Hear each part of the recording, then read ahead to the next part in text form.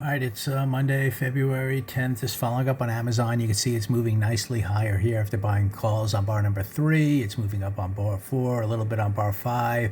We're still inside of the prior day, so we don't have a 2-up confirmation yet, but we're getting there. So I decided to be pretty conservative on this one. I bought the 225 calls at 852. I scaled out some at 921. I scaled out more at 950 up here, almost a point higher. And now we will see, I could see it pausing up in this area. Again, if you look at the daily chart, it's kind of the selling tail that developed yesterday. It's not really a 2-up day yet.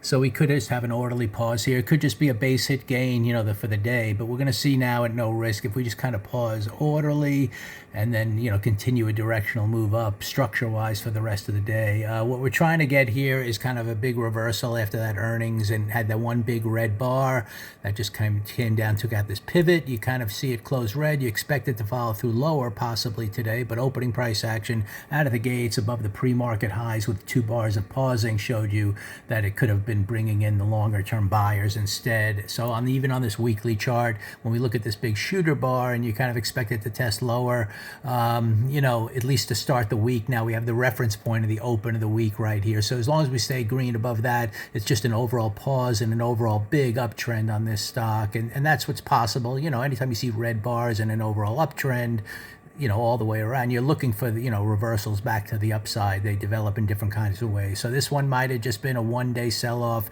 and this bar really doesn't project to test lower, but price action would have led us that way if it's going to. And if it's going to, it's going to come back below the open of the week here, and then at that point I can start feeling like we're going to get a weekly low and maybe a target down to here. So I'm going to use that reference point. But for now, it was a pretty strong start up to the day. I think it's good for a base hit gain this morning, and we're going to see if this bar, it's an inside bar. Can we get a 2-up green bar and then follow through higher? That would kind of be the signal that you're heading up higher. But for now, it's a strong start, so we might be heading that way.